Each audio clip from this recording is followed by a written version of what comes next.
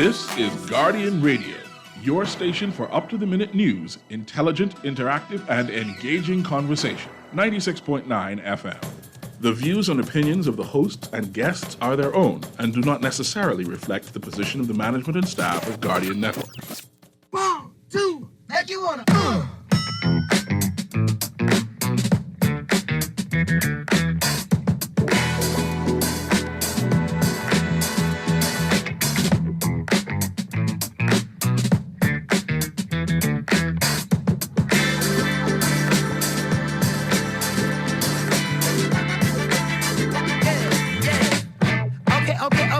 Okay, now have you ever been with a player? Take you downtown where they treat me like the mayor. Take you to the crib where you take it upstairs. What's upstairs? You later.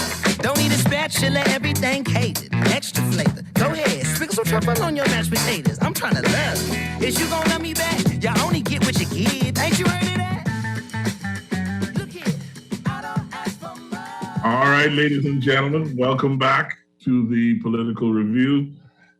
My name is Quincy Parker. I am ecstatic to be your host on this wonderful Sunday, the 21st of November, 2021. It is almost impossible to believe that we are practically at the end of yet another calendar year. The truth of certain biblical assertions continues to be proved, wherein the last days are said to be sped up for the sake of the elect. So somebody must be elect somewhere, because these days are going by incredibly quickly.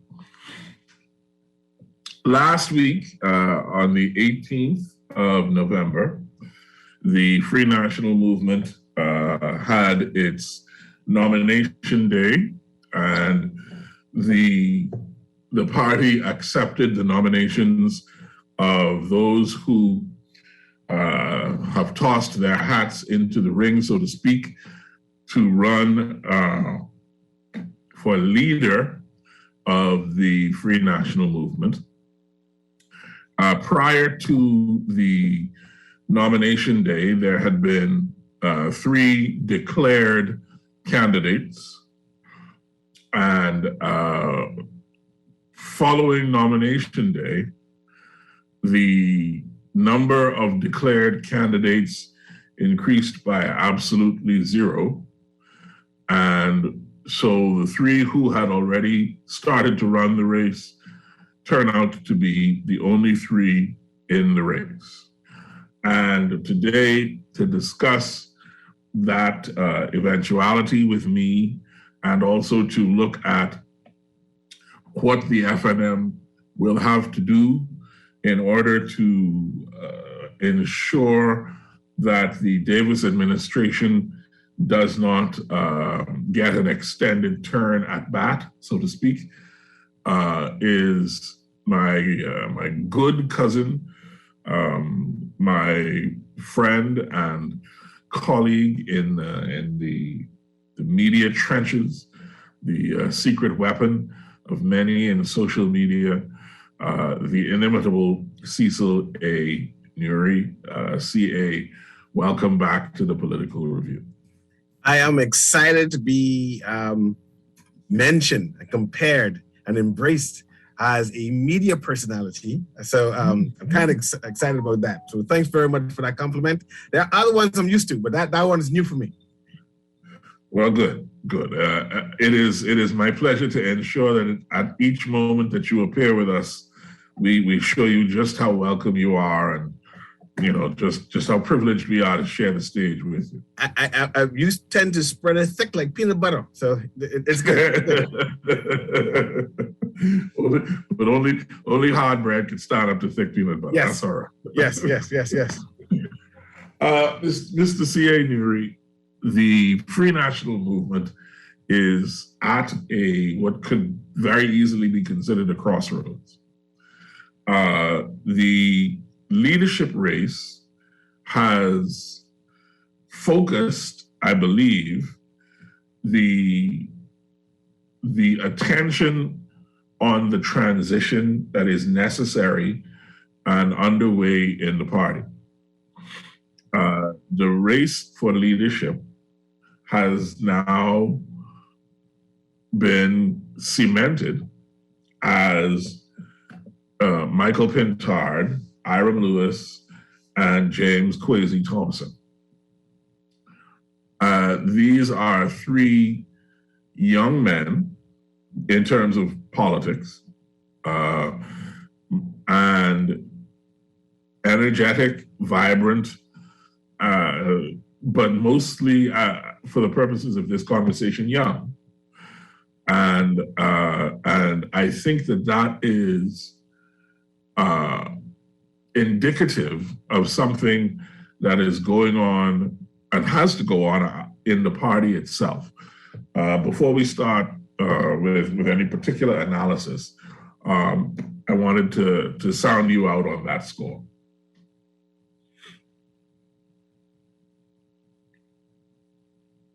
I was trying to find a mute button. Forgive me. Yeah. And before I even comment on the age, because I think the age is irrelevant and the experience is irrelevant in this course right here, I think that there should have been an evaluation, or we need to do an evaluation of why the FNM lost the election.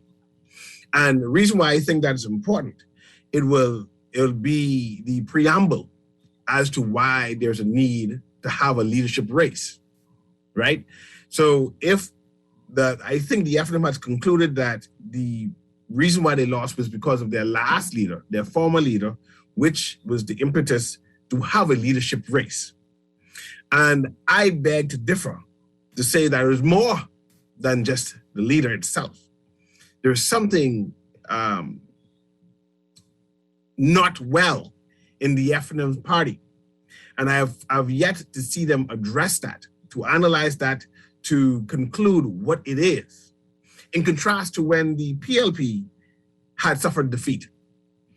They put in an interim leader who persons understood why there was an interim leader for that. And they went to a sequence of analyzing what was wrong with the party, concluding what was wrong with the party, and then went on to fix it. I think that the FNM has concluded that what was wrong or immediately wrong with the party is its leadership. And there is a pause, a vacuum as to what they plan to do next. And that what they plan to do next will be determined by whosoever becomes the new leader. So that leaves the entire country wanting, uncertain as to what is actually happening in the party itself. So I wanted to mention that first before I ever decide to comment on the talent. And all three of the men have talent, of course, and the skills and the wherewithal of the three Grand Bohemian candidates to be leader of the FNM. I hear you. I let you get to the end of your paragraph because I am often accused by you of trying to knock you off your point or whatever. Yes, often, and I'm happy that you allowed me. Certainly. In this case, however, I think you are 97% wrong. You also said it about the elections predictions, and you were 90% wrong yourself. And I was. Listen. Yes. I own when I'm wrong, CA. I understand. I'm thinking that perhaps you're wrong again, but I'll let you go ahead and explain why I'm wrong whilst I be quiet. Yeah, use it. It's okay. And the thing is, this is an opinion. You don't have to agree. But having spoken with the chairman of the Free National Movement on the show 2 weeks ago, there is a very clear understanding in the FNM party, certainly on the part of the party leadership, that the malaise in the FNM goes much deeper than simply the leadership of Hubert Minnis. So you agree that there's a malaise? I don't think anybody disagrees. I think that what you will have seen is that I come to this conclusion, as I say, after talking with the chairman and senior F&M leaders, I suppose, is that what has to happen has to be deliberate. What has to happen within the party has to be focused and deliberate, and it has to be a process that is led. And I think that is why you see such an emphasis on a new leader, not because the new leader is the solution to all the problems, but because by having a new leader, you have an opportunity to examine and chase those problems and enact whatever solutions are necessary as an agenda of a single, not necessarily individual, but a single thrust, which is much more powerful than something diluted and multi-headed. That is the impression that I get, as I say, after speaking with the Free National Movement chairman and the other leaders in the party, that yes, there is a malaise. It's much deeper than the leader, but you need to have the leader leading the charge to heal the party. The leader must be the doctor in chief of the party at this point. And I hesitate to use the term doctor in chief given the party's recent history, but that is what is necessary because the F&M definitely is broken at this point, and it needs to be fixed. And I hear you, but yet you mentioned the word broken, but no mention of what broke it. How is it broken? How many pieces is broken by? And I don't necessarily think that a leader can fix something that they do not understand what is wrong with the F&M. I believe, and forgive me, I believe that it's a leadership platform that the F&M is lacking. And I don't believe it's an individual. I think that your chairman, who you speak of so fondly, is weak, right? I think that the F&M board itself, who guides and shepherds what happens, is weak. I don't believe they understand the Bahamian people and what they want. And I think that there needs to be a complete shuffle within the psyche of the F&M, within the culture of the F&M. And then after that, from that creation, there should be a leadership race. My fear that come February, I think, because that's when they have in the general convention, that the F&M will be crying again. Perhaps we need a new leader, because perhaps then they will be finding themselves and say what they found themselves to be. The leader who they select in a few days is not that, because they haven't found themselves as yet. And this is my debate, and this is what I'm putting forward, that there shouldn't be a leadership race until the F&M understands what went wrong, what is wrong with them, why they were rejected so wholesomely by the Bahamian public, right? Why did and it can't just be the leader, right? Because I think that the F&M itself should have been a movement where the supporters of the party understand that it takes more than a man to govern a nation. And they concluded that it was whoever they put there was inadequate. Inadequate. The entire bench was inadequate to govern the Bahamas, and they decided to stay home. There's the supporters of the F&M that decided that. The history will I think, bear out whether or not your view on that is consistent with the eventual truth that comes up. So I'm not going to argue with it. My only point is that I think that just as you and I are capable of coming to conclusions based on data, the Free National Movement will have conducted exit polls will have hired data management companies to find out why they lost and lost so decisively and so overwhelmingly. And I don't think that anybody in the FNM thinks that the challenge is just who the leader is. But it is hard for me to accept this idea that there is going to be some kind of revival in the FNM, a wholesale washing in the river, without somebody standing up front and saying, we need a revival. A movement does not direct itself. A movement may coalesce around a common set of desires, and in the FNM, in the case of the FNM, it certainly was anti-corruption and the desire to have freedom of conscience and freedom of activity, to not be told what to do by the political organization that you are a part of. That is why the dissident dissented in the first place.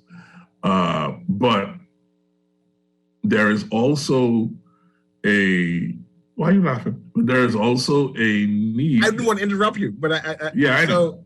So that's why I laughed and waited. Okay, good. Continue to wait. But that is why the need for leadership is, I believe, the first need that the FNM is attempting to address. Whether they're wrong or not, as I say, I think history will show, but I'm just giving you what I think is the reasoning behind the course of action they're taking. I now return the field to you. In a prior engagement I had with you, I mentioned that the FNM Party, Free National Movement Party, has yet to win an election as a party, right? Of course, you disagree with me. And I mentioned that in '92, that the charismatic, the charisma of Hubert Ingram won the election. That's '92. I go on to say, quicken to say that in '97, the charisma of Hubert Ingram won that election too, coupled with that the FNM did a wonderful job, impressive job, and the Bahamian people was surprised and delighted to see what had occurred. After that, Hubert Ingram removed himself. He removed his charisma, and unfortunately, the FNM lost the election, right? And that was 2002, I think that's where I'm at. In 2007, the Hubert Ingram returned his charisma, right? And again, the FNM won the election. Then there was a battle of charisma between a Perry Christie and a Hubert Ingram. And we know that Perry Christie won the election, right? And so the FNM, of course, Hubert Ingram resigned, removing his charisma again, right? Because he didn't want to be in the opposition, he said. And the FNM was in the wilderness for about 5 years, right? The new leader was Hubert Minnis. He was embattled for a while in terms of charisma. You know that his position was usurped from him about once or twice. You know that he had internal conflicts about once or twice. He lacked the charisma. He then sought charisma to add to his platform, right? Because he lacked it. And again, Hubert Ingram came and lent his charisma, right? You're noticing the trend of lending charisma by a particular person. And the FNM reclaimed the government again.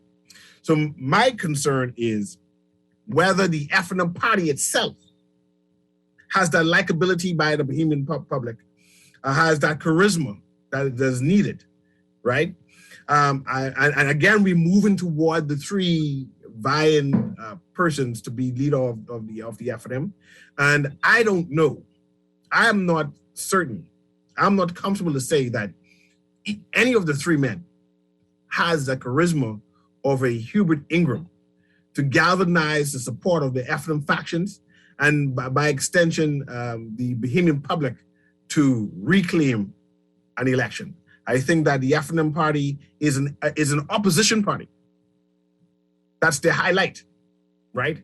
And to get over that hump of being opposition, they need either a dynamic leader, a dynamic team of innovators, thinkers, and who are doing things differently, right? And I'm not sure, and that's what we're going to be debating on today, on which one of these leaders' potentials is the best one who can have that caliber of being charismatic enough to have the Bahamian public support them. You talk a lot, and you said a lot of things. I as the host, and you are my guest, I will leave the things that you have said untouched, and I will therefore move on to the. Good. I'm glad you did that because it made sense to me. And it's hard to rebut such. I understand. It's a challenge for you, and we'll move forward in analyzing the three viable persons and give them advice on what is needed. And I find that political parties hate criticism and they hate critique. And the idea that I'm giving strong critique of what is wrong with the FNM, I find that, like most political parties, they become defensive instead of addressing the issues. And I think that these are issues that I mentioned needs to be addressed in order to move forward and have if the FNM wants to win the government again, to have them be able to win the government by addressing these problems. I agree with you 100%. 100%. The Free National Movement has found itself on the outside with a tremendous hill to climb in order to make it back to the promised land. Is it possible that they can climb said hill in 5 years? I don't know. Vying to lead the team up the hill is, let's start with Central Grand Bahama Member of Parliament, Mr. Iram DeWitt, I believe is his middle name. Yes, Iram DeWitt Lewis. Iram Lewis is a former sprinter. He went to the Olympics in 96 and 2000 as a member of the men's 4x100 meter relay team. He was a former minister of youth, sports, and culture. And also he served as the Minister for Disaster Preparedness. He's a past president of the Grand Bahama Amateur Athletic Association. He's a Freeport boy, born in Freeport, went to Freeport High School. He, like one of his competitors, is a graduate of Tuskegee University. Iram Lewis is the president of Lewis Architectural Services, former architect in the Ministry of Works, where he served for 4 years. And Iram Lewis has committed that under his leadership, the various arms of the FNM, that would be council members, the Torchbearers Youth Association, and the Women's Association, will have a seat at the table as their voices are valued and important. I'm quoting here from a press report that Mr. Lewis pointed out that there's a need to rebuild the FNM, reconnect with its base, and recognize the valuable contributions of its foot soldiers. Do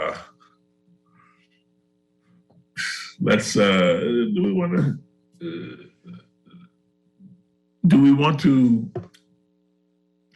stop and chat about each, or do we want to just read their qualifications all one time, CA? No, because I might forget. And I like Hiram Lewis. I like Hiram Lewis, and I love the idea that he gone to one of those HBC colleges, historically Black colleges. That's always a plus, right? What Hiram Lewis said in his bio there is the same thing that Hubert Minnis, what is his agenda? He brought in the youth arm of the FNM, the women's auxiliary of the FNM, and tried and used that in order to defeat Loretta Butler Turner in her bid to be leader. And that worked. That worked for him, right? But after a while, I think that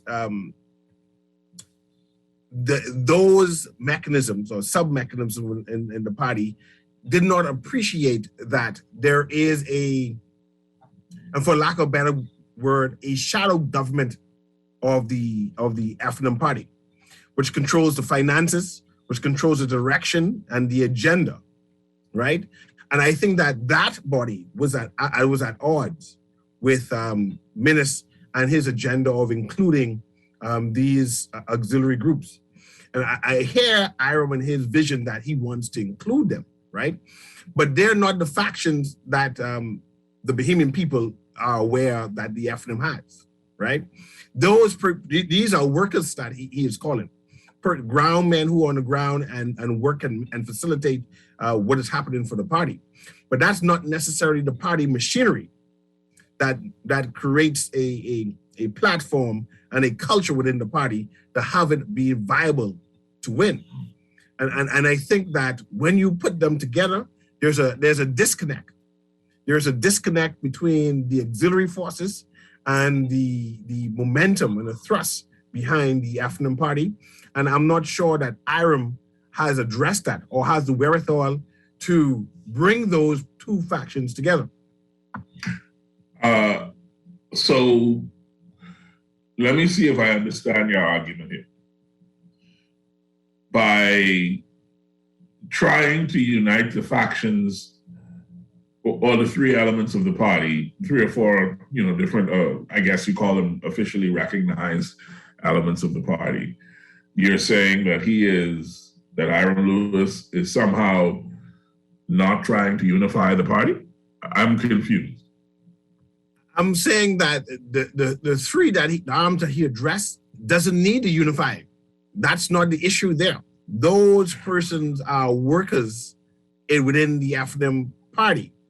They take directions and they run and manage whatever directions they take. The issue is the persons that finance the party, the persons that bring up the idea and the agenda of the party and where the party is going and the culture of the party. I don't think that he addressed those. And that's the issue. I don't necessarily think that Hubert Minnis addressed those. I think that he tried to pacify them on the later end. And those are the persons now who are ousting him and saying that we will no longer support the FNM party. I don't believe it's the auxiliary group that the torchbearers and the women's group who are saying that Minnis needs to move. And I think those persons are quite content with Minnis being there. All right. Okay. And I want to come back to this point of the financiers and the idea and policy directors of the party who are not in the in those auxiliaries that have been mentioned. There's a thing that people said about Hubert Minnis that was, I think, said as a plus early on. And that thing is that he was not a politician. and not a career politician and not the average type of irregular politician. I think the same is true of Mr. Lewis. I think that he does not give off, the air of a politician. Do you agree, and do you think that that is to his advantage? And I agree with that, and it's clear. Like I said, Hiram Lewis is a force. His career proves that he's capable of doing the job. But this is about charisma and convincing people. Wait. What career? How? Okay, let's start off with force. With sports. He has just in terms of the culture of who he is. He has the zest and the zeal and knowing the sacrifice it takes for long-term commitment to be successful. I understand that. His ability to open up his own business in terms of his career. It's all commendable. You know, his leadership style is and in terms of his commitment to Grand Bahama and his commitment to the people in terms of community service is all there and on record. However, politics is a different thing. Politics calls for savviness, calls for craftiness, calls for convincibility, that you feel comfortable, and buy-in ability, that you feel comfortable with the leader at the helm. I don't think the Bahamian public has that viability into an Hiram Lewis. He may be a good MP, but to be able to convince an entire populace that he has the savviness to lead them and to govern them is something different, right? And I think that there has some challenge with that. Let me ask you this, right? There's a statement, sort of a proverb that the past is prologue. Usually, it is used to say to tell people, if you want to know what a person will do, look at what they have done. And do you think that Mr. Lewis, as the minister responsible for disaster management, covered himself in glory? No. See, I really had to stop you. I got to stop you right there. He didn't do anything spectacular at all. We're still waiting for him to produce, you know, and he had a short term as Minister of Youth, Sports and Culture, I think. And he didn't do well there, you know. He survived. He was average at best, right? Not remarkable to say, well, let me cite him as being one of the better ministers, right? Even his contribution inside the House was average at best. He's not a political standout where you get excited by his name. In fact, people question him. Why are you seeking leadership? Who are you? What you have done? And that's not to defame him. I'm thinking about the wider audience of the Bahamian populace who is trying to find an alternative, a suitable alternative to the PLP, and they are analyzing the leadership of the FNM. And I personally don't think Hiram Lewis has that. That charm, that person you want to hear a speech. Now I'm going to bring in another politician, a former FNM, and I can use that former FNM particularly, who has charisma. He may not have the acumen in terms of being any signs of being a good minister, because he was fired quickly, right? But he had charm. He had believability, right? And I call the Reverend McAlpine. I could have sat there and listened to him pontificate for a while and shake my head and say, boy, that was a good speech. I almost bought into it, right? I believe that what he said can be done for the Bahamas, right? McAlpine has a charm about him that people are willing to follow. And then you see it in terms of his, during the election, how many people came out to support him despite going against his party, right? Hiram Lewis won his seat because he was on the FNM platform. He could not reflect or do the same thing as a McAlpine if he ran as an independent. And that's what I'm trying to say. That using McAlpine as a benchmark, comparing Iram towards that, I don't think that Iram has that charm or charisma, that talent, that skill to convince, to mobilize the FNM party itself, and by the wider audience, the Bahamian public at all. Just by what he has done in his two ministries, he was not able to galvanize them to do anything exciting, monumental.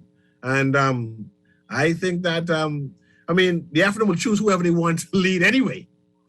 But I'm just giving my opinion that it ain't there. He might mean well.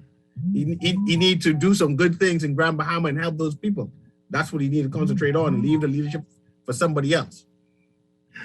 I believe I hear somebody cussing you out in WhatsApp now. So yes, I see it. Couple choice words.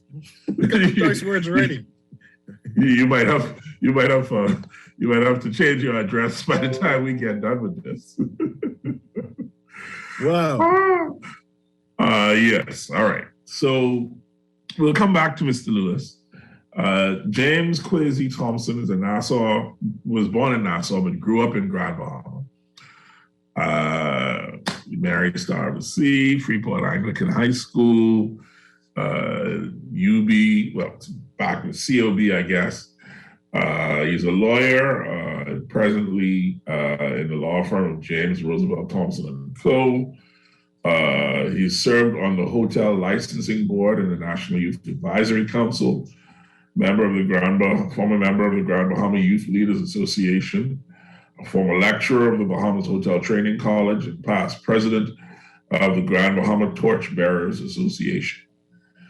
He was elected to Parliament in 2007 for the Pine Ridge constituency, and served subsequently as the deputy speaker.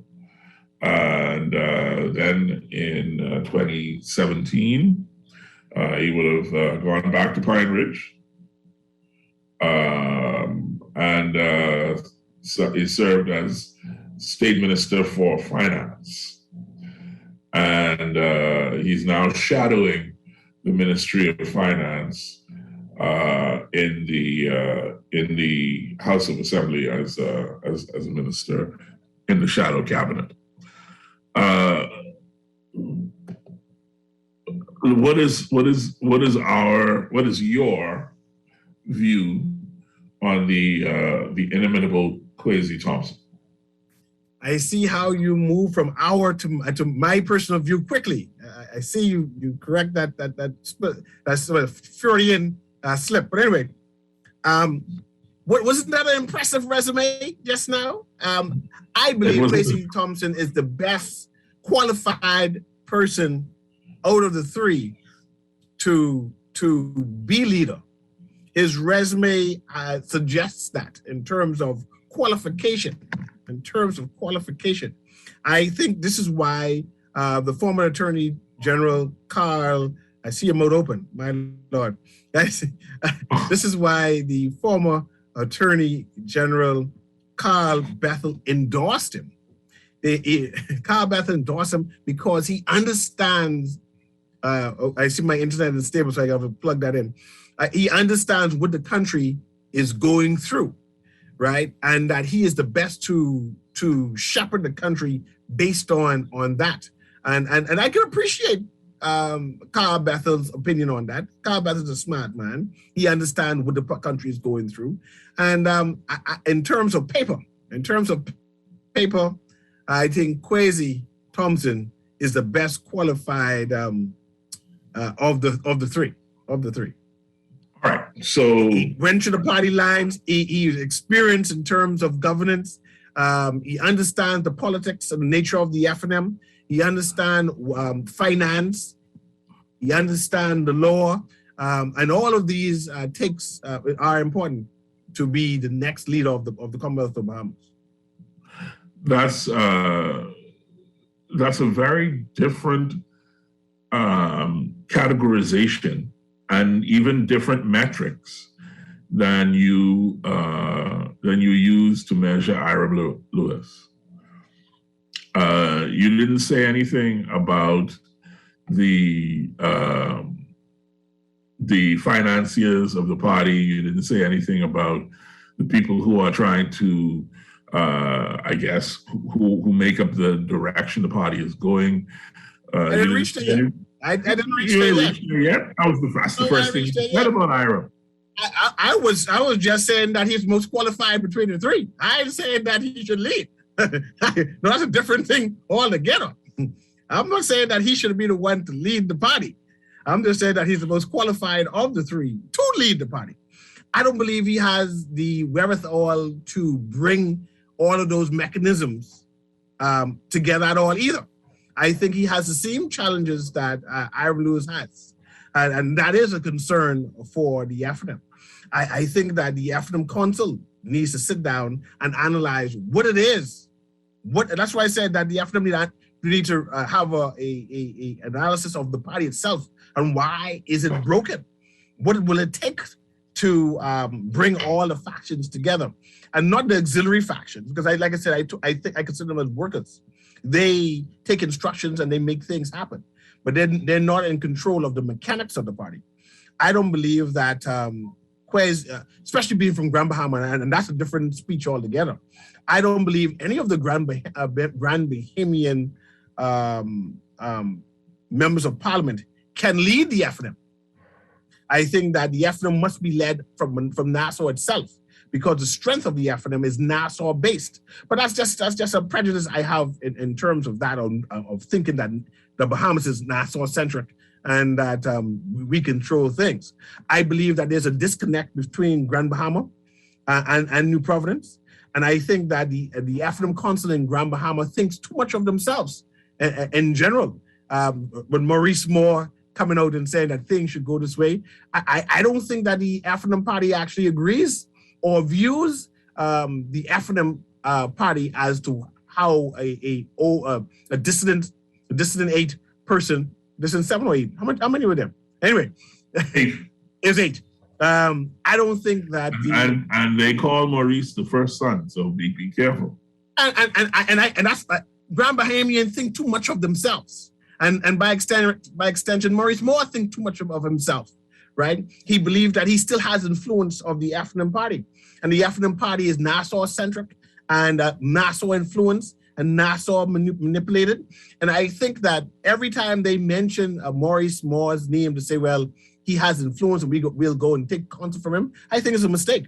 I think that's an old regime, a dying and decayed regime that we have moved from, and that the FNM party itself is entirely different. But I going back to my initial point, I don't believe that Quincy Thompson has the wherewithal to manage, and that's the words I'm going to use, to manage all of the different factions to bring a victory for the FNM party, and to bring all the factions together, that their supporters will come together and vote and support that leadership. So what do you say? Okay. Before I ask you what you said, let me get Mr. Pintard in this race as well. Michael Clifton, I believe it is, Pintard, another born in Nassau, lives in Freeport guy, also a graduate of Tuskegee University with a degree in agronomy and a number of graduate level courses in agricultural economics at McGill. Mike is an anti-money laundering officer, certified compliance and anti-money laundering officer, playwright, humorist, teacher, radio talk show. We know Michael's resume, and he is a wow. Okay. Some of his plays include election 2002, if you don't laugh, you'll cry. Election 2007, count it again, man. Count it again. Enjoyed all of them. They were good, eh? Yes, they were. Michael Pintard is a founding partner in Congo Town Development Limited, a Bahamian company focused on developing housing in urban centers, and a former consultant to the government. The ministry is responsible for economic development, tourism, youth, sports, and culture. He was an organizational development manager for the Grand Bahama Airport Company in Freeport for the Freeport Harbor Company and for the Freeport Container Port. And so, this dude's been a consultant for Vopak Terminal Bahamas and the government ministry responsible for the public service. So there are his credentials. Your thoughts on Mr. Pintard? And this is one of the most difficult things. You need a moment to handle your social media? Yeah. Because I like Michael Pintard. I like Michael Pintard for who he is, right? I believe he has something to offer the Bahamas, and I believe that he's dynamic. I believe that he's charismatic. Save that. Yeah. Save that. Let's take a break. Yeah. So we'll take a short break, and when we come back, we'll sally forth on Mike Pintard. Folks, you're listening to the Political Review, and we'll be right back. I'm your host, K. Quincy Parker. See you in a couple of minutes. Food security is a challenge for many. Now in a pandemic, many more are unsure of their next meal. Through their Feed 5,000 program and a $20,000 donation, AML is working to ensure that everyone has a meal for the holidays, and they're inviting you to help. Now until December 17th, visit any Solomon's, Costrite, Fresh Market, or Domino's in Nassau or Freeport, and Exuma Markets in Georgetown to donate and help feed a family in need this Christmas. No amount is too small. Remember, we're all in this together. Helping out each other, family and everybody. It's a simple act of kindness with you, me, and RBC. RBC wants to spread acts of kindness during this festive season. One simple act of kindness for our friends, co-workers, and communities can cause the brightest smile. Help a stranger, give a food basket, or call an elderly person. Share your stories at facebook.com/RBC Caribbean. Acts of kindness, RBC. We are working to protect our country, our people, and our livelihoods so that we can move forward. The vaccine is safe. The vaccine is easy.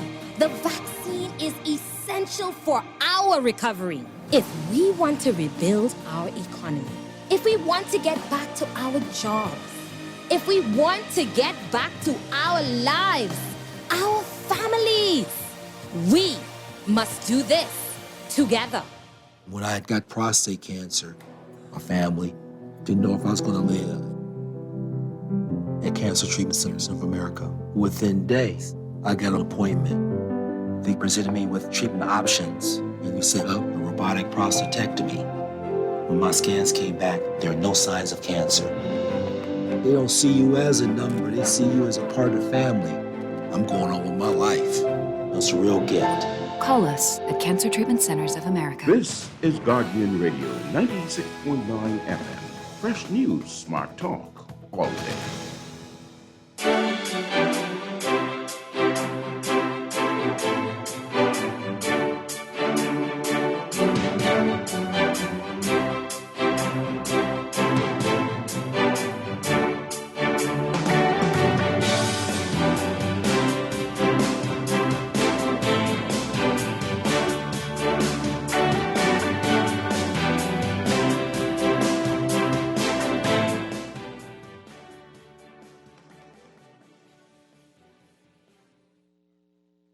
To the Political Review. My name is K. Quincy Parker. I'm your host.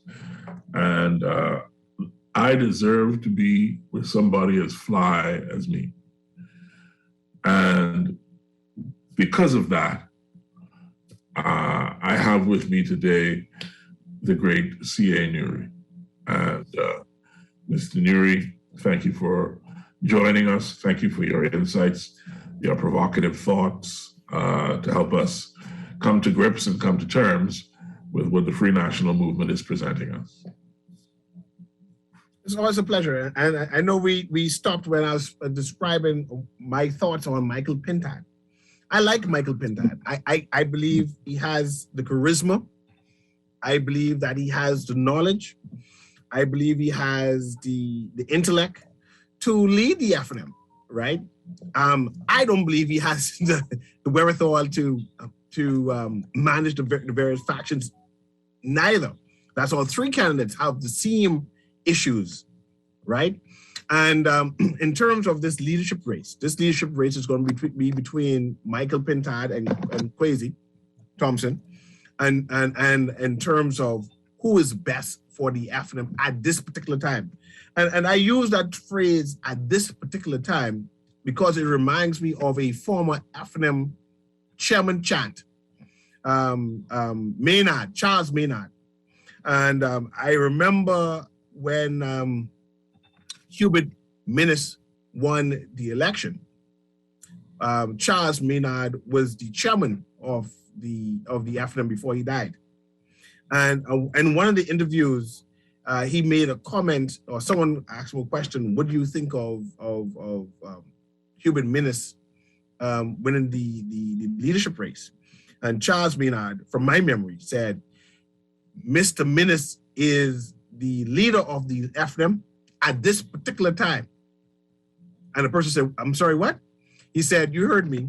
He is the leader at this particular time and the leader at this particular time. He said it 3 times to reiterate the point. I'm not sure what he meant by it, right? Of course, he died, so we don't know what he meant by saying at this particular time so many times, right? As if something was afoot to happen in the future. And I think that in this election race, we are voting for the leader of the FNM to be the leader at this particular time. And I will quote Charles Maynard at this time, whoever wins will be the leader for this particular time. And going back on Michael Pintad wicket, I believe with a strong team, and I guess my biasness is coming here, that Pintad can do things. I believe he's going to have an uphill battle similar to Minnis. He would need to surround himself with a machinery that is dynamic and strong and as charismatic as he is. But I think that it is possible with a Michael Pintad. So I'm just saying that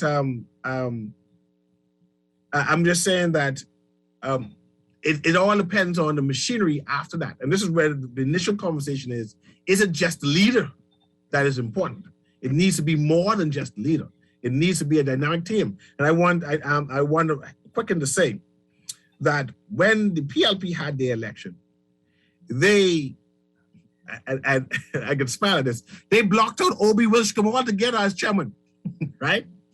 The leader, the deputy leader, and the incoming chairman, who would end up being Fred Mitchell, they joined forces together to form a machinery as themselves, right? A dynamic three. And they blocked out Obi, saying, no, you can't be a part of this at all. And put them in the wilderness.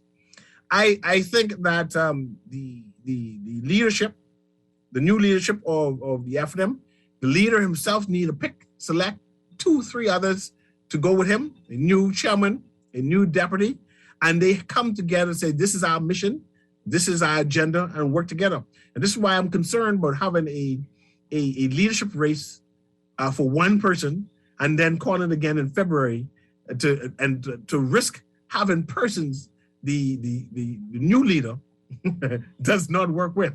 You know, that's kind of scary for me. It makes no sense to me.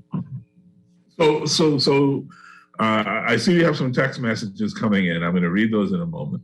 But just a word on the logistics, right? You tend to know a lot about the FNM logistics. I'm just saying. I'm just going to say that. But go ahead. I can mute my button to hear you talk about the acronym logistics again. The second time you talk about these acronym logistics. I had the party on the show to ask these specific questions, CA. I'm not sure what you're trying to do. Go ahead. I'm not sure what you're trying to insinuate. But for every person who thinks I'm an F&M, I have another who thinks I'm a PLP. So I don't care one way or the other. It's fine. But I see you killing yourself. It's okay. The November 27th, the November 27th convention is for the leader and the leader alone. So on that day, they will choose a leader. Then in February, I think it's set for the 25th, they will have a convention, 22nd through the 25th. And at that convention, all of the other party positions will be contested. Carl Culmer says that he is not offering for chairman in February. Look at God. Look at God. So as I was trying to say. So, but I asked, and it turns out, just to be so people understand what we're dealing with, the next opportunity F&Ms will have to choose a leader will be at the next F&M convention in 2 years after February. So whoever they choose. That don't sound democratic at all. They sound like they fixing this race. If people are discontent, they should be able to challenge the leader at any time and at any convention. But that's just me in terms of democracy. But that's not the next convention. That's their version of it.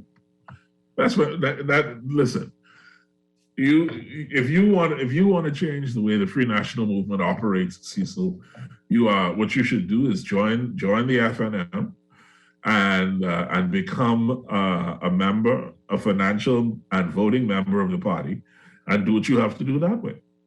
Standing on the outside throwing rocks is not that doesn't. We've tried that for years for both the FNM and the PLP. And the only thing that gives us. I grew up on East Street. I grew up throwing many rocks, and I throw enough rocks that every so often someone is yelled "ouch," and they learn. So I can stay right outside. Those people are not. They are not. Those rocks are not hitting the people that they need to hit. Okay, you're just picking off the slow people at the back of the pack. Anyway, so this text says, "Brace yourself. Thank God you get to find out that this man, C.A. Nuri, doesn't know anything about politics." That is true. I don't know, but I know trends, and I know culture, and I know the Bahamian people, right? So I don't necessarily need to understand politics in general, but I do see trends, and I do know what is the motive for the Bahamian people in general. And the entire Bahamas is watching the leadership race of this African party. And as they watch this leadership of this African party leadership race, they are determining how they plan to vote in 5 years. And this is where I come in, because I mark X's, just like everybody else. So they can afford to say, hey, you ain't understand what's happening inside the F&M. But I can mark an X and tell you what can happen to the F&M. So I'm giving advice. These are the things they need to correct.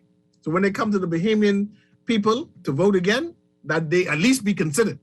They don't need no other blowout like how it is now. They can't afford that. So that's between you and your texting public, sir. The next message says, the Honorable Quincy, it says, how Quincy Thompson get a description like he understands finance? No, he doesn't.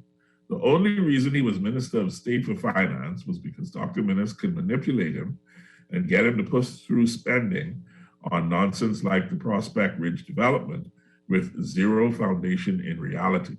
That's it. So that's somebody else who appears to challenge your. That person sounds PLP and bias. And we see the works of Quincy Thompson in regards to how we are 9% above the expected economy right now. So I have confidence in Quincy Thompson's ability. I think he's qualified, and he's proven again in the various ministries he's served under that he can do the job. This texter says, I swear, if someone was appointed special envoy to the Bahamas Man on the Moon project, in 5 years, we'd be saying what a wonderful astronaut they'd make. And they have the experience. We have zero appreciation for actual leadership qualities. It's all optics of a nice suit and some political campaign, and some political patronage, title handed over because they were a good yes man, and eyeglasses don't hurt. No, eyeglasses never hurt the image. I agree with you. And this one says, hey, Quincy, could you say who is your guest? He is very biased, but Ira Lewis has no baggage. My guest is C.A. Nuri. He is I guess you would call him an internet and cyberspace social media fixer. He works hard to be an influencer. He is an interesting individual. He's a trend, as he says, a trend spotter and a commentator thereupon. So that's who my guest is today. My belief is that Mr. Nuri is not on my show today carrying a brief for anybody in particular or any group of bodies in particular. But one can never be too sure, can one? And the truth is, I just want better governance for the Bahamas, and I don't particularly care who wins. I will critique, I will applaud when it's necessary, and I hope that the Bahamas is for the better for it, right? So when I give commentary about the nuances of the FNM, the nuances of the three individuals who are vying for leadership, it's because I want the best qualified person to get it, right? I think, preempting the FNM's convention and the leadership race, I think that, again, I repeat that this leadership race is going to be between Quincy Thompson and Michael Pintard. And either one of them can win. Either one of them can win. I'm not saying that it's a shoe-in for Michael Pintard, even though I think that he's ahead. I think that he's ahead and more likely may win. It all boils down to who endorses them and their ground game and who they campaign towards. And I think that those persons who are eligible to vote will look upon the leadership to tell them who to vote for. And because they are team playing, going back to where I said that the groupings that they called before were workers within the party and not necessarily influences in terms of the culture and the direction of the party in general. So that's how I believe that the election will pan out. And then come February, I think the leader will more than likely have to handpick who will be his deputy and who will be his chairman, which will cause a debate, for lack of a better word, throughout the whole party on whether it's fair or not in terms of the election. So let's go back to the three gentlemen who are vying for leadership.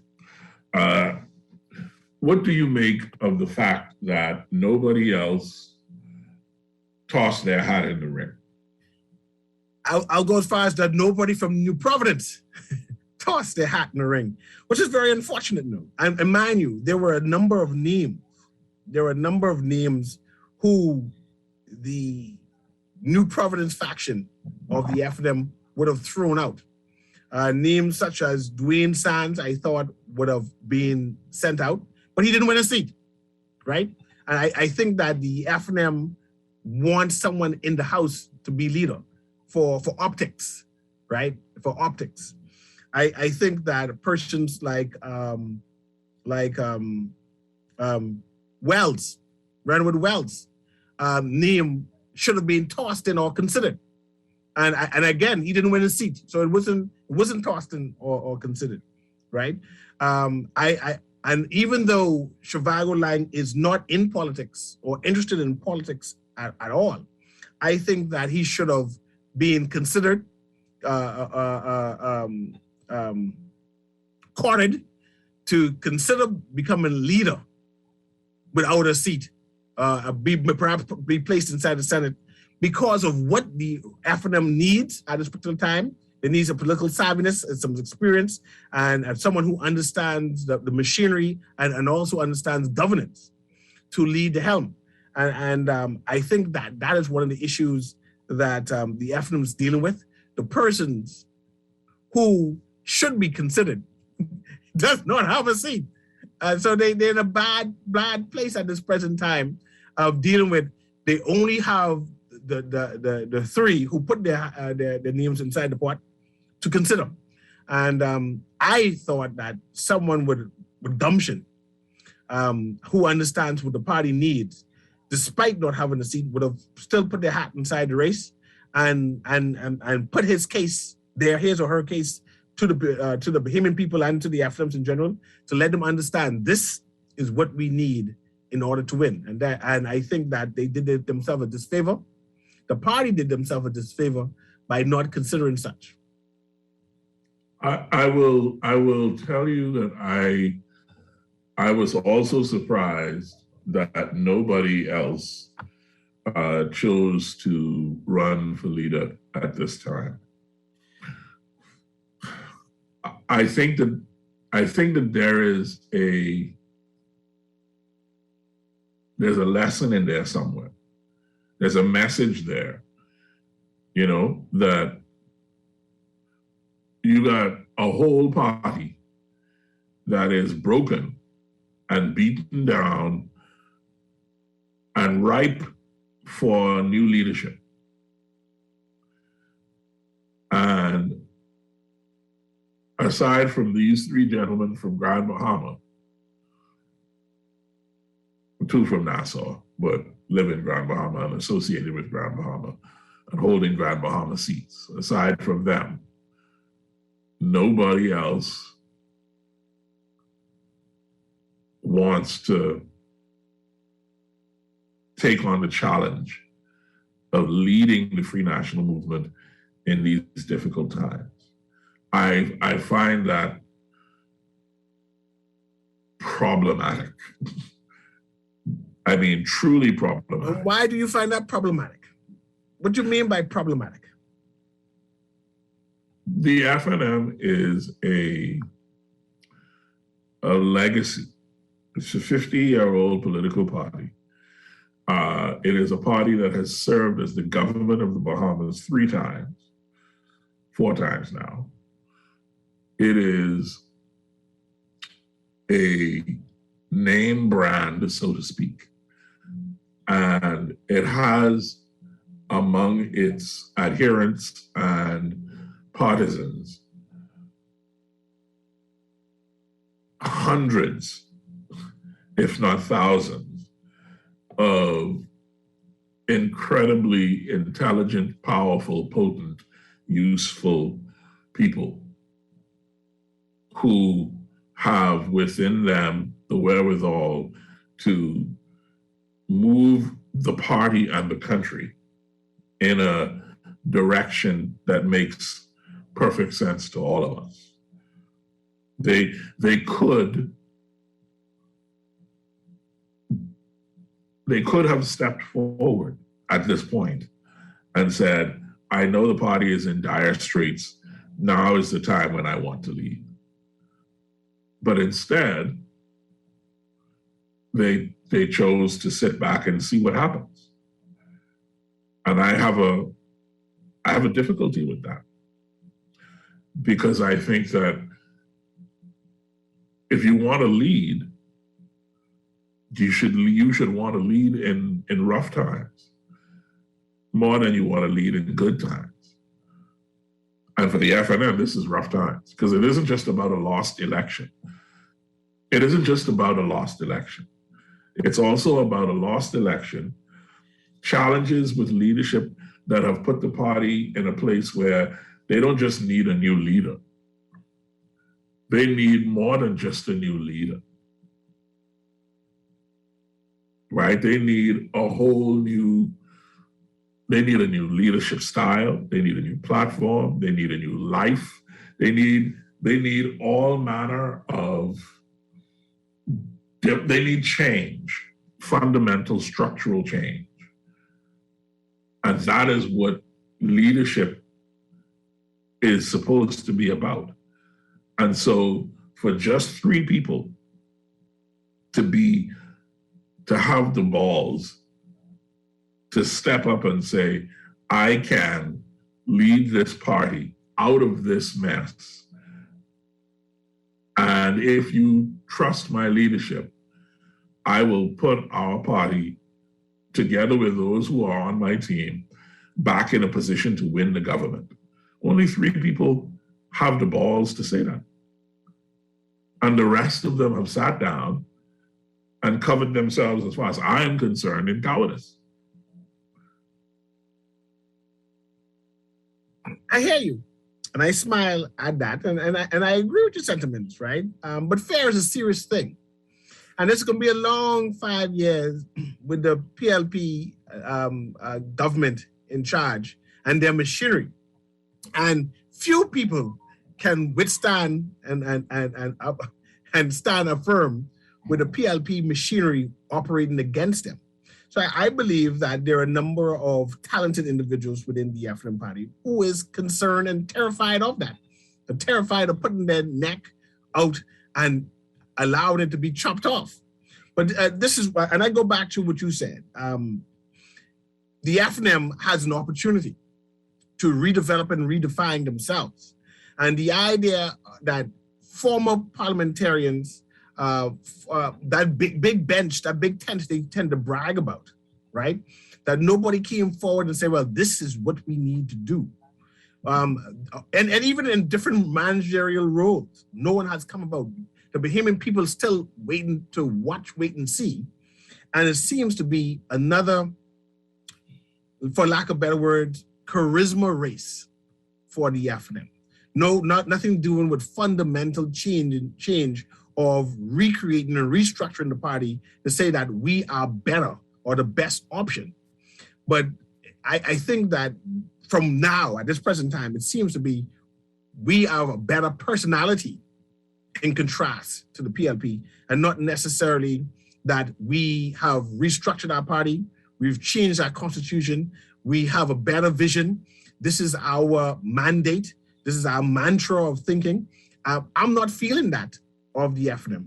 And perhaps with the new leader and shaping the party in his image, what Minnis did, what Ingram did, shaping the party into their image, separate and apart from creating an FNM identity.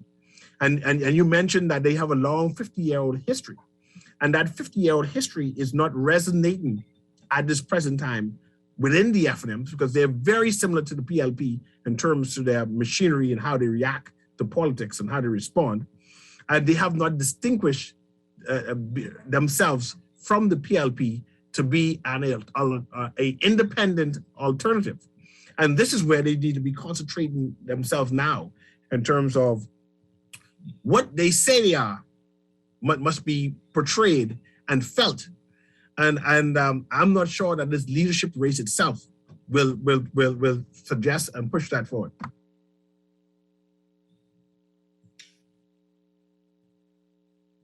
What do you think the party would look like? And I'm going to do this. I'm going to do this with each of them. Let's start with Mr. Lewis. What do you think the party would look like with Hiram Lewis as the leader? I think Mr. Lewis is mechanical. I think he's method oriented. I think he is strategic. And I'm just doing based on his career and based on his sporting acumen, right? I think that there will be a synergy problem in terms of in total sum of the parts, where everything would be A plugs into B, plugs into C. And if C doesn't plug into D, necessarily there will be a backup until they find out how do we get C into it, right? Or D into it. So that's where the frustration comes in with Hiram Lewis. I don't think that he's able to mobilize enough persons in order to get that that energy, that excitement that the FNM needs at this present time, right? But can he do the job? I'm sure. But I pause right now. Mr. Minnis, Dr. Minnis had that. That's nice. That looks nice. You should have shared that. Dr. Minnis had the same issue in terms of being mechanical, right? And in terms of you can predict what he plans to do next, right? It doesn't seem to be an overarching theme of, okay, I see the agenda and we're moving towards it. It seems as if very robotic. And I see Hiram Lewis is doing that. In terms of Quincy Thompson, I'm concerned that he's detached from Nassau. I don't believe personally that he understands the culture of what the Nassau contingent will need of him. I think they'll demand too much of him, and I think that the frustration of that will cause some hiccups within the party in terms of challenging the PLP. Now, mind you, I think he's talented and has the institutional knowledge to manage the FNM, and if he successful becoming prime minister, to even manage the country. I just don't believe that he can convince Nassau to support him for leadership without there being any coup arise anywhere. In terms of Michael Pintard, again, I think that at this present time, he's the better option of the three, even though that I think that both he and Thompson has the talent and the skill. I just don't know if the Nassau factions is buying into his leadership. I think they appreciate him, by the way. I think that they understand that he's talented and that he may be their best choice at this particular time.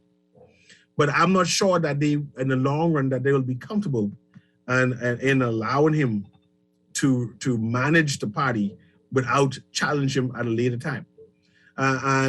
This is where a strong chairman comes in. And see, I throw in a chairman now. Whoever becomes leader of the FNM will need their chairman to bring all the forces together. And the chairman would be the de facto leader moving forward in terms of making sure everyone is pacified, making sure that persons who are in the party is qualified, and creating a culture creating the culture and maintaining the culture of what it is the FNM wants to see itself as, and promoting that. And this is where the current chairman failed at. He didn't bring out this supposed FNM culture you spoke about earlier to say, well, this is why the FNM is different than the PLP. And I think that the new chairman is more important than the new leader moving forward inside the FNM. And this is where Fred Mitchell in the PLP did a pretty good job because he was able to shepherd and weed out and control the disgruntled PLPs who was making noise and frustration moving towards the election. And I think that the chairman of the FNM will have to do the same thing.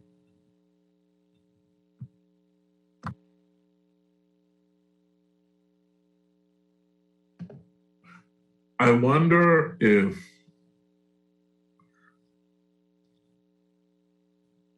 so you are okay. So you say that with Hiram Lewis, you envision a free national movement that is led by, I guess we won't call it paint by numbers, but by, I'm not sure how to characterize what you said, honestly. I like paint by numbers. Actually, that makes sense. I think that's the best description of how I believe his leadership style will be. Mm-hmm. And you think that that is inappropriate because there needs to be a synergy. There needs to be a movement. There needs to be a momentum. There needs to be excitement. There's a number of Africans who stayed home. And there needs to be someone who galvanized them to say, come up and participate. But that's not the leader. That's the prospective MP, isn't it? We're talking about leadership race now, right? And we're talking about the culture of the FNM. So we're also talking about Bahamian culture, and you are making the same mistake that I think so many of the well, let me rephrase. Yes, because I just could say Bahamians don't make mistake. We vote. This is what we wanted. You are making the same choice that that many Bahamians make, which is to conflate the leadership of the party, whoever the leader is, with the reason that people vote for the party one way or the other. And I think that is a part of why our elections have gone the way they've gone, because we are not a people who votes for candidates. We vote for leaders. And that's a part of our culture too, and it makes us dynamic and different. No, it puts us in problems. We are a problematic nation, and nothing wrong with that. It's just who we are, and we just have to deal with our problems. And that being said, I try not to criticize culture. If this is who we are, we deal with who we are instead of saying, well, what you are is bad. Or the other. Yeah, absolutely. I agree with you. It is what it is, right? It is so what if it it's is. if it is true that we like a particular leadership style and we tend to vote pro leader or vote out leaders, then we deal with that, right? We deal with that, and you seek out a leader that can do that, and then create a team around him. And I want to say this: Minnis had challenges in the beginning in terms of his charisma. He then sought out other persons to lend him charisma. He got a Jeff Lloyd, he got a Marvin Deems, he got a Denicio Diagla, he got a Johnson, Ellsworth Johnson, and some big names who the Bahamian people had a fiction for, a likability for, that they to say, well, these are good people, and they joined in onto a Minnis, and the conclusion was, if Minnis can convince these type of men, these caliber of men, to join him, there must be something about Minnis that these men saw, right? And so even though that we may be a culture that votes in a leadership instead of voting in individual, we see that with a Hubert Minnis, we are able to consider the entire sum instead of just the individual part, and that bodes well for us as Bahamians, that we are moving toward a better Bahamas by considering the sum of the whole, the sum of the thing, in order to get to the whole.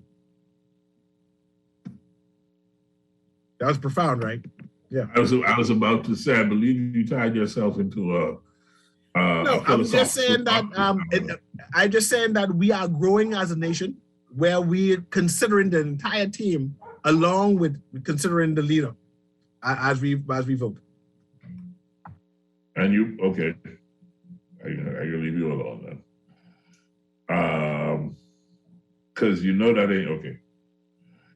All is good. The challenge now with your paradigm, so you think paint by numbers is actually going to be attractive. With Quincy Thompson, you did not really identify a way you think the party would look with his leadership. I think the attractiveness with Quincy Thompson is different in terms of Hiram Lewis. I think that Quincy Thompson has proven that he has institutional knowledge and that is attractive by itself. I think that Quincy Thompson would use his institutional knowledge to manage the F&M. He can see problems, he can see opportunities based on his prior knowledge. And I think that he will manage based on his institutional knowledge, and that he can galvanize former parliamentarians who can appreciate the circumstance he's in. I think that he is able to galvanize more people in contrast to an Hiram Lewis of old parliamentarians who is willing to put their shoulders to the wheel in order for the F&M to survive and for them to retain the government. So I think that Quincy has that charisma, that charm based on his skill and level of knowledge. And I use charm differently in contrast to it. I know we're going to Michael Pintard. Michael Pintard has a different charisma and charm. Quincy has an institutional charisma and charm that is attractive, that you have some sort of confidence and with, in contrast to a Michael Pintard's charisma and charm. Which is?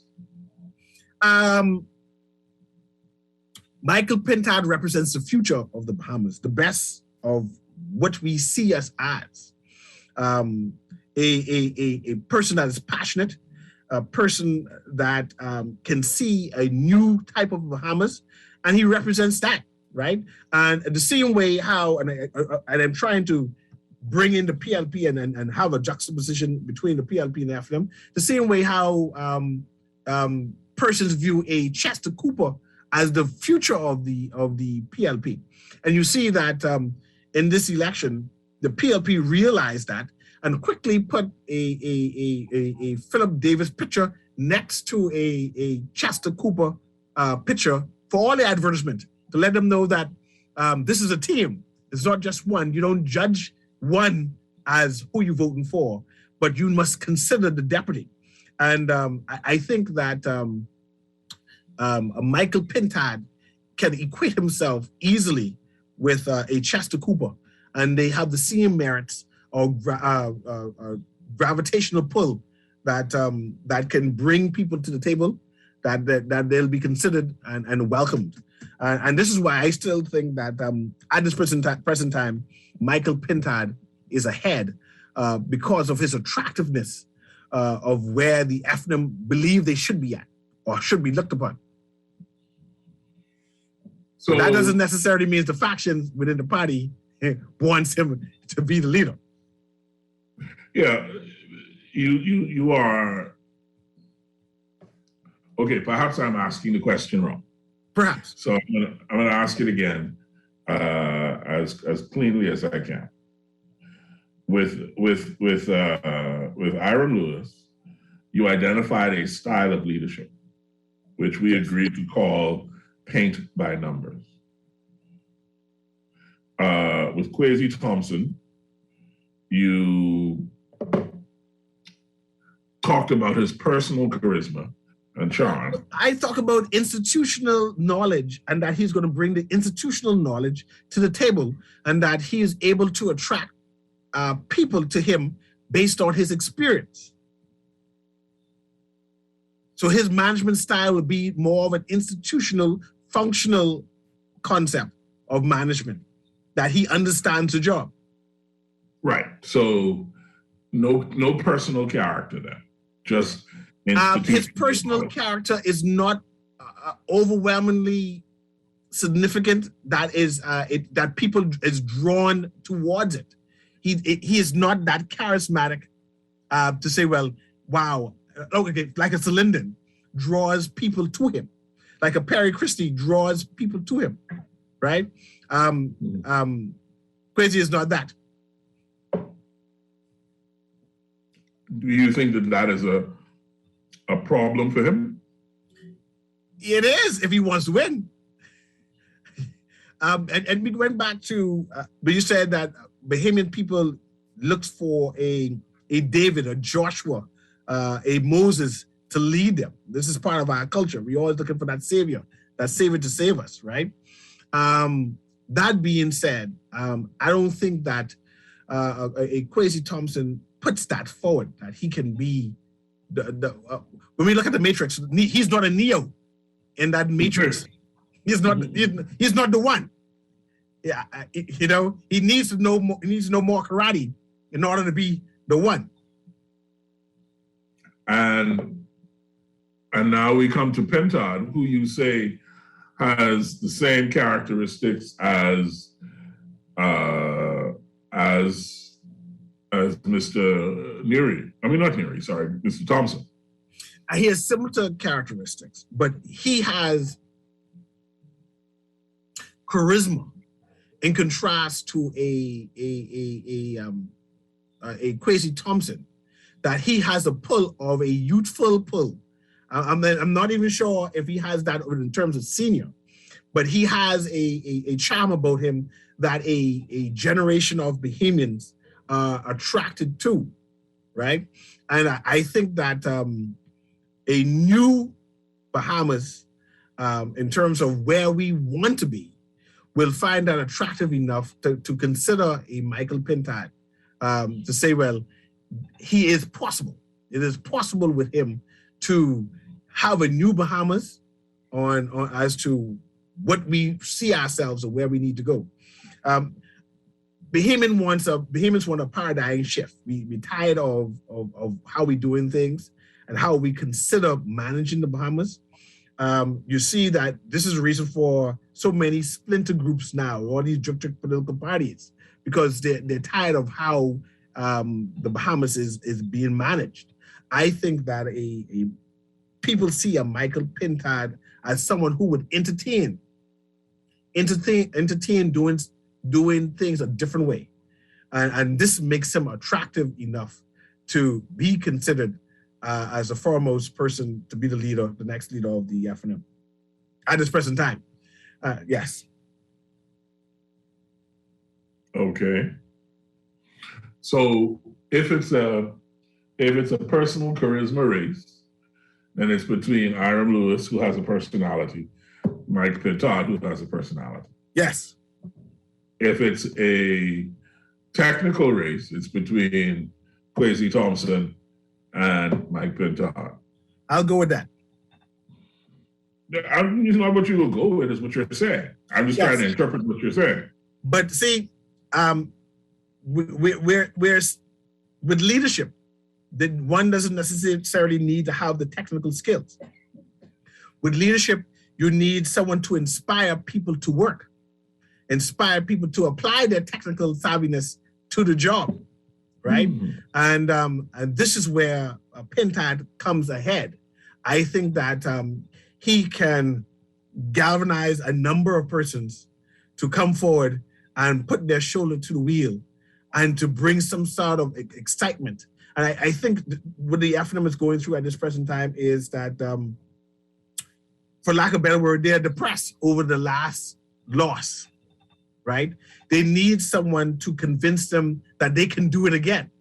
And I think that a Michael Pentad has a better chance of energizing the base to return and to have the best persons come forward to say, I will volunteer their services to try to regain the government again. All right. So next question. Regardless of who the new leader is, what do they have to do? I know what the party says they have to do, but I'm curious as to what a trend spotter like yourself, someone who is secretly sneaking around in the dark shadows of cyberspace and listening to conversations. What does the FNM have to do? And I deal with gossip, right? I deal in trading information in order to stay ahead and know what's happening, right? The FNM needs to distinguish itself from the PLP. At the present time, the FNM and the PLP is one party, two sides of same coin. The FNM needs to put in place mechanisms and systems in place that is completely different from the PLP, show that these mechanisms work, that is part of their culture, right? They need to embrace technology. They need to embrace the best systems in political systems inside the world, and the way how they approach tourism got to be different. How they approach the economy got to be different, and they need to express this new concept openly, have better conversation, and showing that they have the technical savviness and the bench. We no longer see this FNM bench of qualified people. So moving forward, the FNM needs to put forward a group of dynamic individuals who are competent, who are apt in a particular skills, where the Bahamian people have viability inside and say, okay, I see who you could put forward, who are options, and that people say, I want to be a part of that particular team because of who are also members of that team.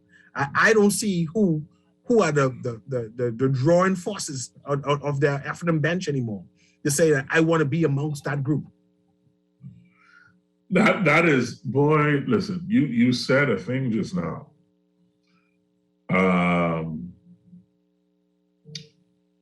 I have had conversations with people who told me point blank they wanted to run for this party or run for that party, but they couldn't, in good conscience, run because they didn't want to associate with who is running at this time. You know, they didn't want to be one of them, so to speak. And I wonder, it's actually something that I've wondered about in terms of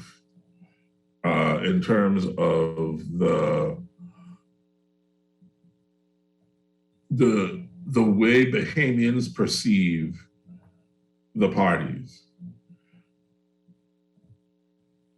Is it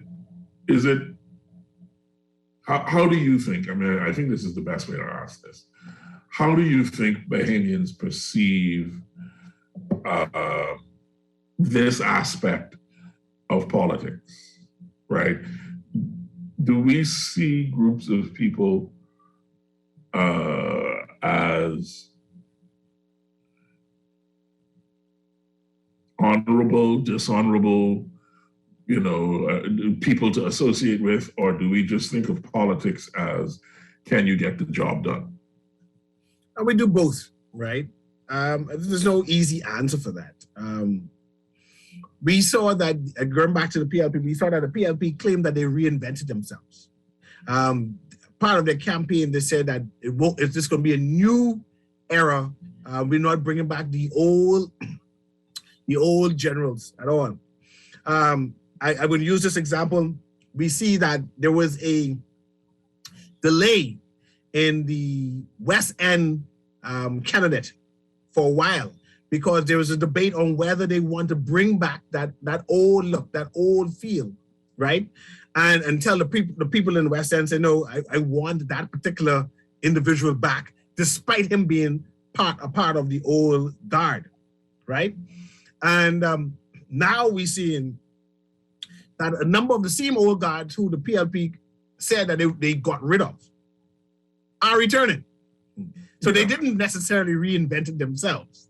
They just repackaged the same Coca-Cola, but the taste still is the same taste. It's still Coke. It's still Coke soda. So the Bahamian people will have to make a decision later on, in the end of 4 years, 5 years, whether they have buyer's remorse, whether that this new brand or canteen of Coke is a better taste, and they'll make the decision soon. You'll see that if it pans out to be the same thing, there'll be some griping and complaining in about year 1, year 2. And mind you, they're being in power for about 2 months, and there's a lot of murmuring happening already. And there's a murmuring happening amongst their base. They're not quite happy of what is happening. But I digress from that. Going back to the FNM needs to determine what it is they want to portray to the Bahamian people. Is there going to be a new FNM, or will they be a reflection of the PLP? And during the last administration, the FNM was a reflection of the PLP. right? The same things that the FNM said that they was not going to do because the PLP did, that they're going to be different. We found that they did the exact same thing. And the persons who bought into this new era of the FNM, a different type of FNM, saying, no, I ain't gonna fall for that no more. You tricked me, right? So moving forward, the FNM would need to solidify some principles, some core principles, make these core principles be their mandate, and that and that the Bahamian people would have to believe that this is what they are, and just instead of just saying it out loud for election brownie points. And I'm not sure how they're gonna do that, but they need a platform and have that platform overarching and promote that. No. This is part of my problem, right? They have a platform. They do? They have a whole constitution. They do? Right? Yeah, they have a whole set of party principles and policies that tell you. And yet they still feel like they're PLPs. They still look like they're PLPs. Yeah. Well, that's not the fault of the party mandate. Right? That's not the fault of the platform that exists. That is the fault of the individuals who either adhere to the platform or don't. There's a very big difference. And this is where a strong chairman comes in. The strong chairman would be able to shepherd and say, no. This is not our principle and our mandate. And when you have weak chairmen, you find that they go completely contrary to what the principles of the party is. And I feel that was the problem of the last administration. They were completely contrary to what they said on paper, right? And that frustrated people. They said one thing and it was doing something that's completely contrary. I will tell you that I have heard through the political grapevine, so to speak, that is this that FNM grapevine again? This is a political grapevine. I suspect that you would have heard the same thing, that the relationship between the chairman of the Free National Movement and the leader of the Free National Movement in the last administration was adversarial at best.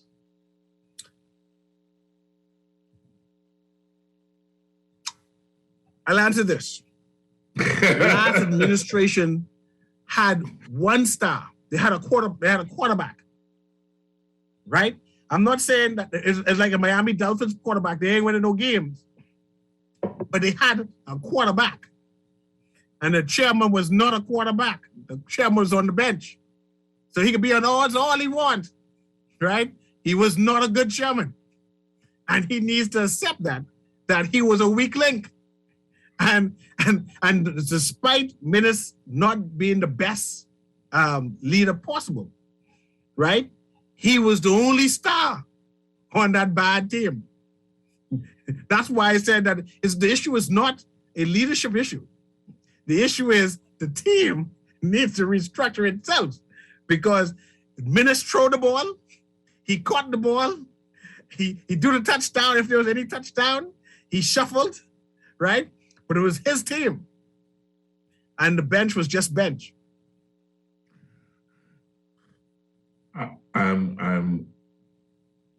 I will leave the FNM to fight for themselves. Go ahead. I've said everything that I had to say on the issue.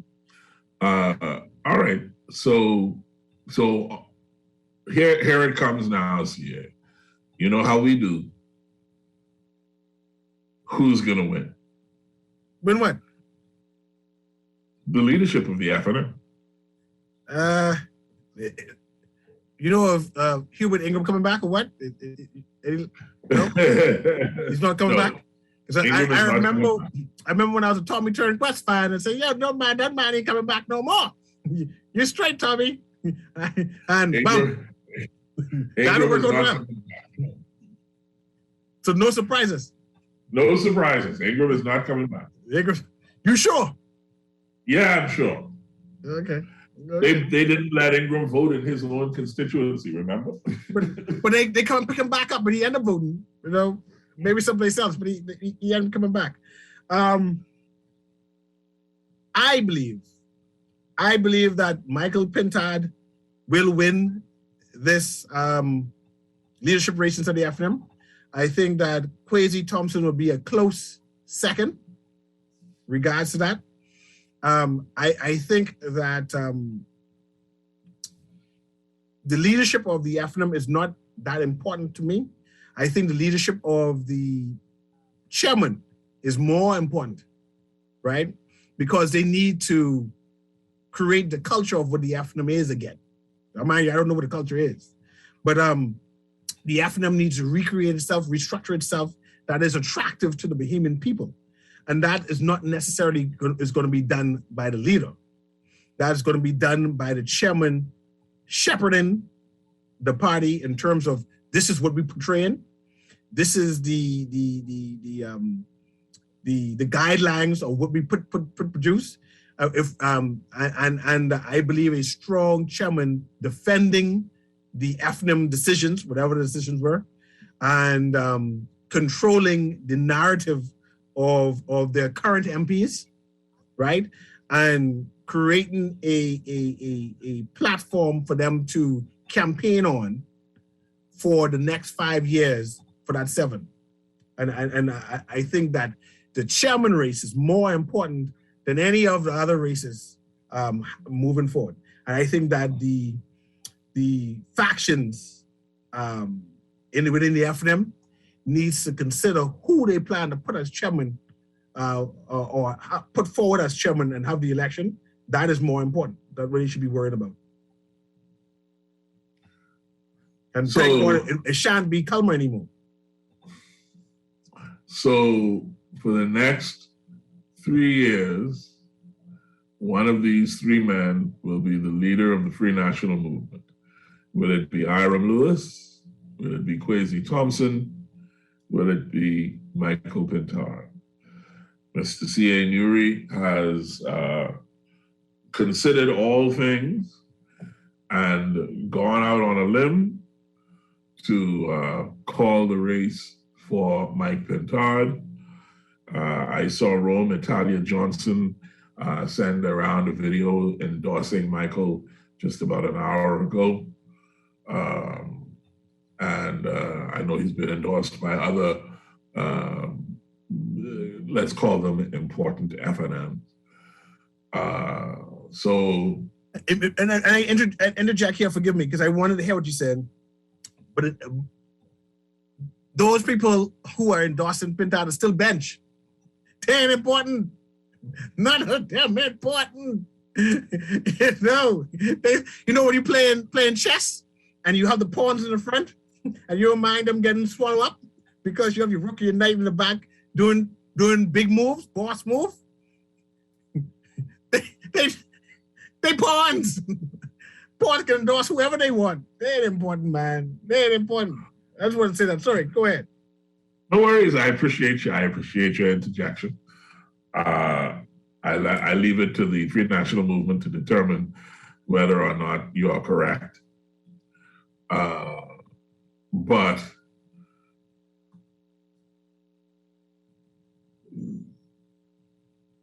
I think that the smart money is on Michael Pintard. I think that Hiram Lewis is the dark horse candidate. And I think that there is still a sense in the FNM of we don't want a regular politician. And I think of the 3, Hiram Lewis is the one who best satisfies that urge to not have a regular politician. So while I think Michael Pintard is most likely going to win, I think Hiram Lewis is, as I said, a dark horse with a better chance than perhaps you give him.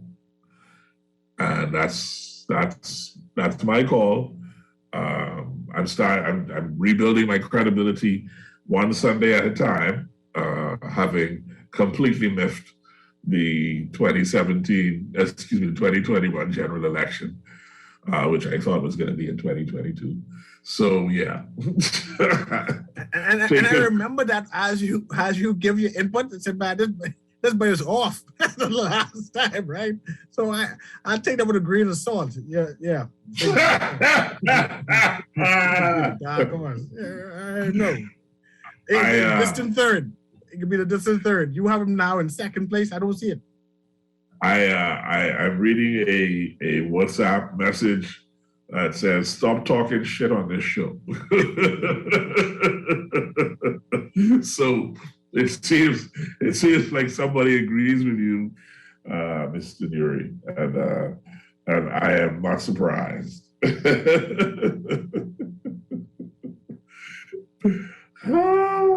I don't know. We have a few minutes to leave.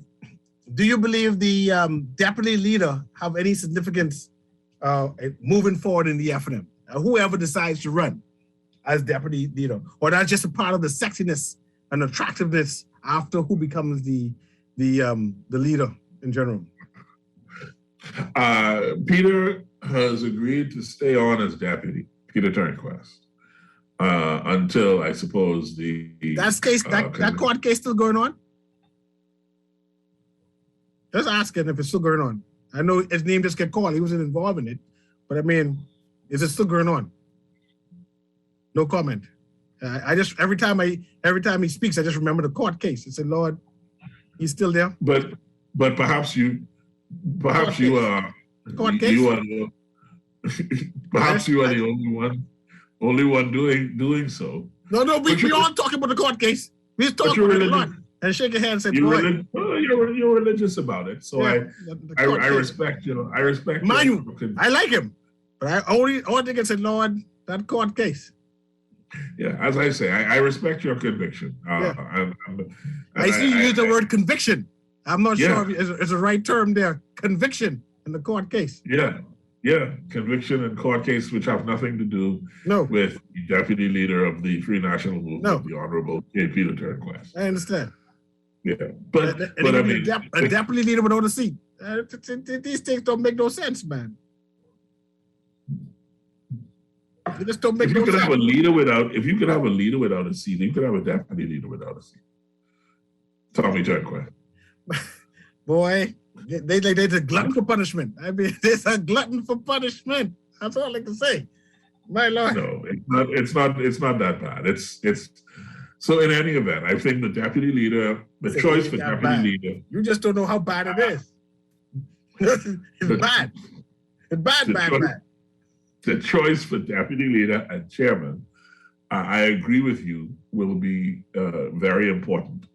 I think that they will probably be as important as the leader choice.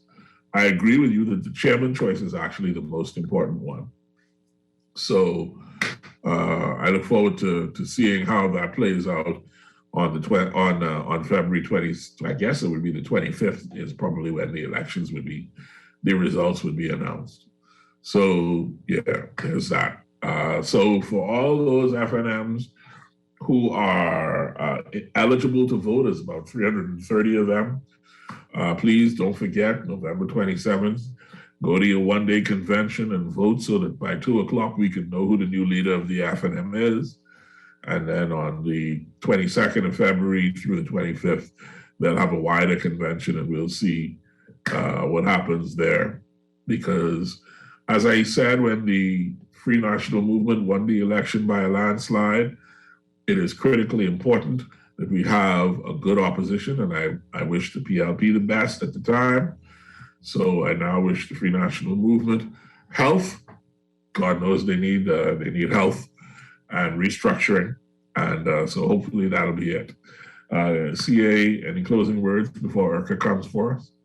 Usually after a general election, a political parties be broke.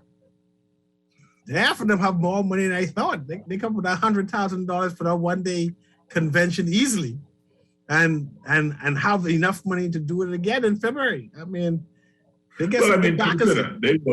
They were building a kitty for May 22, And they didn't have to spend any of the money past September. So whatever was in the kitty for May 22, they still got. Okay, that's your story. I guess I can stick with it. Well, mother, I don't have a story, King. I just telling you what I thought. I just said that I was impressed that they have to spare $100,000 to do two convention. I'm impressed. I'm not impressed. I think they got to spare. I know they have I would assume they have a bunch more because they didn't have to go all the way to May. Yeah, they didn't owe ZNS all that money. They refused to pay. See, I just get. Look at this. Look at this. I don't understand. I just don't understand. Look at this. I don't understand. None of these things just make sense. All that kitty money you talking about, yet they don't pay no bill. Man, that hurt my feelings. And they know ZNS need the money. They ain't like they don't know ZNS didn't need the money. But anyway, I digress. You are carrying a brief for ZNS now. You got to make up your mind. You got to make up your mind. But that's all right.